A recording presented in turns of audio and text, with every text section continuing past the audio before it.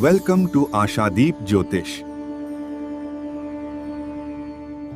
नमस्कार, स्वागत है आप सभी का हमारे ज्योतिष के इस चैनल में।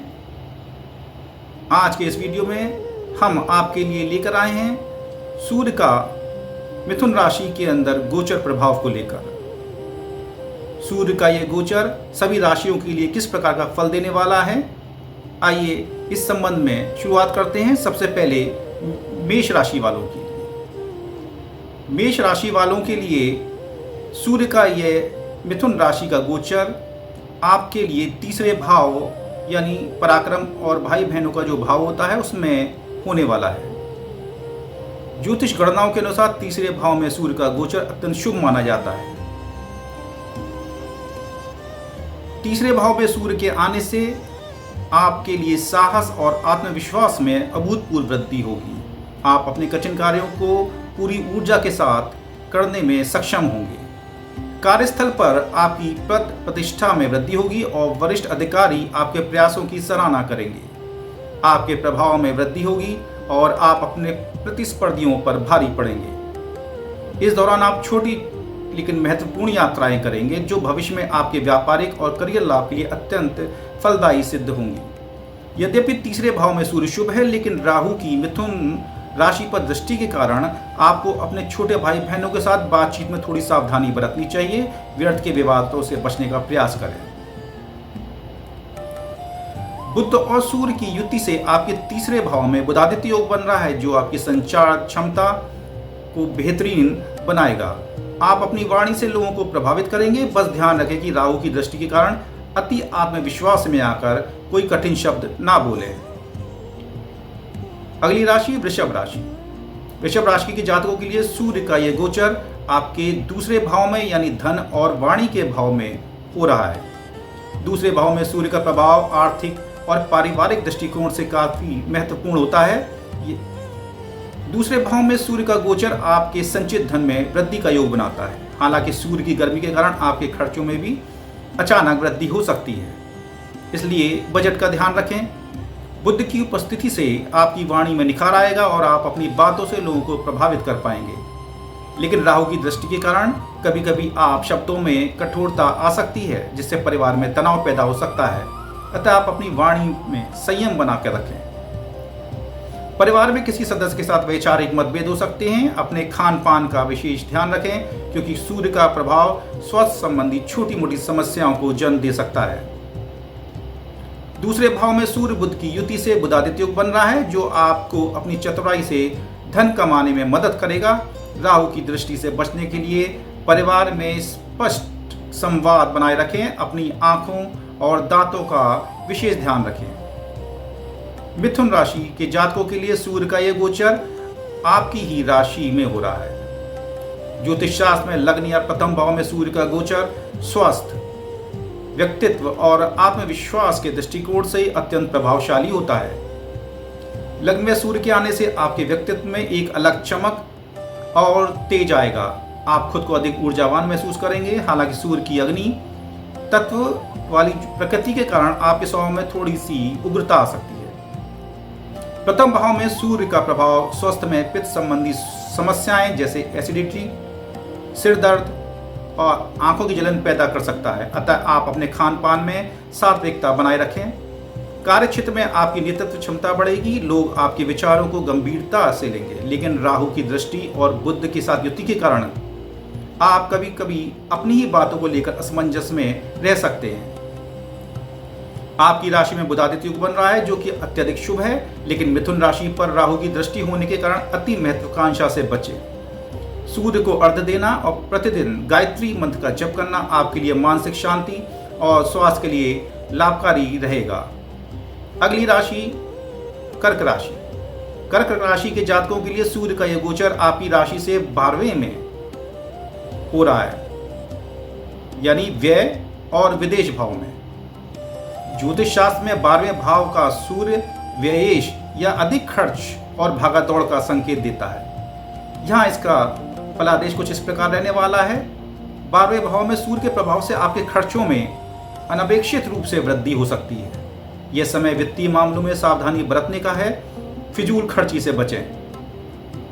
इस दौरान आपको कार्य क्षेत्र या व्यक्तिगत कार्यों के लिए लंबी यात्राएं या अधिक भागदौड़ करनी पड़ सकती है, जिससे थकान का अनुभव होगा। अपनी सेहत विशेषकर आंखों और नींद की गुणवत्ता का ध्यान रखें। राहु की दृष्टि और सूर्य की स्थिति के कारण आप कभी कभी मानसिक रूप से अशांत महसूस कर सकते हैं। अपनी ऊर्जा को सही दिशा में लगाने के लिए ध्यान या योग का सहारा लेना उचित रहेगा। द्वादश भाव का सूर्य आपको अनुशासन की मांग करता है। इस दौरान कोई भी बड़ा निवेश करने से पहले अनुभवी व्यक्ति की सलाह अवश्य लें। आप अपनी ऊर्जा को सही दिशा में मोड़ने के लिए दान, पुण्य और आध्यात्मिक कार्यों में समय बिताएं। अगली राशि है सिंह राशि। सिंह राशि के जातकों के लिए सूर्य का यह गोचर आपकी राशि से 11वें लाभ भाव में या आय भाव में हो रहा है। 11वें भाव में सूर्य का गोचर ज्योतिष शास्त्र में अत्यंत शुभ और लाभकारी माना जाता है। यहाँ 11वें भाव में सूर्य आपकी आय के साधन को बढ़ाएंगे, व्यापार में मुनाफा होगा और नौकरी पेशा जातकों को पदोन्नति या वेतन वृद्धि के अवसर भी मिल सकते हैं। आपकी इच्छाओं की पूर्ति होगी, समाज में मान सम्मान बढ़ेगा और प्रभावशाली लोगों से आपके संबंध स्थापित होंगे जो भविष्य में लाभप्रद सिद्ध होंगे। आप अपनी कार्यशैली में और अधिक निखार लाएंगे। कार्य क्षेत्र में आपकी योजनाओं को सराहा जाएगा और आपको महत्वपूर्ण जिम्मेदारी मिल सकती है। 11वें भाव में सूर्य का गोचर आपके लिए बुधादित्य योग के साथ आ रहा है, जो आपको बौद्धिक रूप से बहुत अधिक सक्षम बनाएगा। राहु की दृष्टि से बचने के लिए अपने कार्य में पारदर्शिता रखें। सूर्य देव की आराधना करना आपके लिए विशेष रूप से फलदायी होगा। अगली राशि है कन्या राशि। कन्या राशि की जातकों के लिए सूर्य का यह गोचर आपकी राशि से 10वें भाव में, जो कि कार्य क्षेत्र और करियर का भाव है, में हो रहा है। ज्योतिष शास्त्र में दशम भाव में सूर्य का गोचर दिग्बली माना जाता है, जो करियर के लिए बहुत ही शुभ स्थिति है। दशम भाव में सूर्य के प्रभाव से कार्य क्षेत्र में आपका प्रभाव बढ़ने वाला है। आपको अपने कार्यों के लिए पहचान मिलेगी और मान सम्मान में वृद्धि होगी। आप अपने कार्यस्थल पर महत्वपूर्ण निर्णय लेने में सक्षम होंगे। सरकारी या प्रशासनिक कार्यों से जुड़े लोगों के लिए यह समय अत्यंत लाभकारी रहने वाला है। करियर में उन्नति के नए मार्ग खुलेंगे। यदि आप नौकरी बदलने की योजना बना रहे हैं तो यह समय बहुत ही अनुकूल साबित होगा। दशम भाव में सूर्य बुध की युति से बुधादित्य योग बन रहा है, जो आपकी संवाद शैली और निर्णय क्षमता को बहुत बेहतर बनाएगा। राहु की दृष्टि से बचने के लिए अपने वरिष्ठों के साथ संबंधों को स्पष्ट रखें। नियमित रूप से सूर्य देव को जल अर्पित करना आपके करियर के लिए बहुत शुभ होगा। अगली राशि है तुला राशि। तुला राशि के जातकों के लिए सूर्य का यह गोचर आपकी राशि से 9वां भाव यानी भाग्य और धर्म का भाव में हो रहा है। ज्योतिष शास्त्र में 9वां भाव को सूर्य भाग्य वृद्धि और आध्यात्मिक उन्नति का संकेत देता है। यहाँ 9वां भाव में सूर्य का गोचर आपके सोए हुए भाग्य को जगाने का कार्य करता है। इस दौरान अटके हुए काम आसानी से बनने लगेंगे और आपको अपने प्रयासों में सफलता मिलेगी। आपकी रुचि धर्म, दर्शन और आध्यात्मिक कार्यों में बढ़ेगी। इस दौरान आप किसी तीर्थ यात्रा या धार्मिक आयोजन का हिस्सा बन सकते हैं। पिता या किसी उच्च अधिकारी या गुरु से संबंध सुधरेंगे। उनका मार्गदर्शन आपको जीवन में सही दिशा दिखाने में सहायक होगा। छात्रों के लिए समय बहुत अनुकूल है। लंबी दूरी की यात्राएं फलदायी साबित होंगी। 9वां भाव में सूर्य बुध की युति से बुधादित्य योग बन रहा है, जो आपकी बौद्धिक क्षमताओं को और अधिक निखारेगा। राहु की दृष्टि से बचने के लिए अपने पिता या पिता तुल्य व्यक्ति का सम्मान करें और किसी भी विवाद में अपनी राय बहुत सोच समझ कर रखें। आदित्य हृदय स्तोत्र का पाठ करना आपके लिए अत्यंत लाभकारी रहने वाला है। अगली राशि वृश्चिक राशि। वृश्चिक राशि के जातकों के लिए सूर्य का यह गोचर आपकी राशि से 8वें भाव यानी आयु, शोध और अकस्मात परिवर्तन का भाव कहा जाता है में हो रहा है। ज्योतिष शास्त्र में 8वें भाव में सूर्य का गोचर काफी संवेदनशील माना जाता है। अष्टम भाव में सूर्य का प्रभाव स्वास्थ्य के प्रति सचेत रहने का संकेत देता है। विशेषकर आंखें, पेट और पित्त संबंधी समस्याओं पर ध्यान दें। वाहन चलाते समय भी सावधानी बरतें। इस दौरान जीवन में अचानक से कुछ बदलाव आ सकते हैं। ये बदलाव मानसिक तनाव दे सकते हैं, इसलिए धैर्य बनाए रखें। किसी भी प्रकार के शॉर्टकट या जोखिम भरे कार्यों से बचना आपके लिए हितकर होगा। यदि आप शोध यानी रिसर्च, गुण विद्याओं या ज्योतिष से जुड़े हैं तो यह समय आपके लिए बहुत गहरा और फलदायी हो सकता है। आपको छिपे हुए रहस्यों या विषयों के बारे में जानकारी मिलेगी।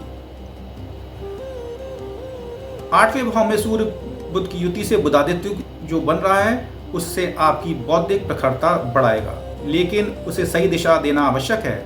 राहु की दृष्टि के कारण गलतफहमियों से बच के रहिए। आपके लिए उपाय के तौर पर प्रतिदिन सूर्य देव को जल में थोड़ा लाल चंदन मिलाकर अर्घ्य दें। इसके साथ ही हनुमान चालीसा का पाठ करना आपके लिए इस गोचर के दौरान सुरक्षा कवच जैसा कार्य करेगा। अगली राशि है धनु राशि। धनु राशि के जातकों के लिए सूर्य का यह गोचर आपकी राशि से 7वें भाव में यानी साझेदारी और वैवाहिक जीवन का जो भाव है उसमें हो रहा है। 7वें भाव में ये सूर्य का गोचर आपके व्यक्तिगत और व्यावसायिक संबंधों को काफी प्रभावित करेगा। 7वें भाव में सूर्य का प्रभाव जीवन साथी या व्यावसायिक साझेदार के साथ वैचारिक मतभेद या अहम का टकराव पैदा कर सकता है। छोटी छोटी बातों को तूल ना दें और धैर्य से काम लें। यदि आप साझेदारी में व्यापार कर रहे हैं तो पारदर्शिता बनाए रखें। इस दौरान आपकी कार्य क्षमता बढ़ेगी और आप अपने व्यापार को विस्तार देने की सोचेंगे, लेकिन राहु की दृष्टि से कार्य में कुछ रुकावटें आ सकती हैं। आप सार्वजनिक जीवन में अधिक सक्रिय रहेंगे, आपका मान सम्मान बढ़ेगा, लेकिन लोगों की राय को लेकर आप थोड़ा संवेदनशील हो सकते हैं। 7वें भाव में सूर्य बुध की युति से बुध आदित्य योग के कारण आपकी संवाद क्षमता बढ़ेगी। हालांकि राहु की दृष्टि के कारण अति आत्मविश्वास से बचें। आपके लिए उपाय के तौर पर संबंध में सुधार के लिए अपने जीवन साथी या पार्टनर का सम्मान करें और शुक्रवार के दिन किसी मंदिर में दान करें। सूर्य देव को जल देते समय ओम सूर्याय नमः का जाप करना आपके लिए लाभकारी रहेगा।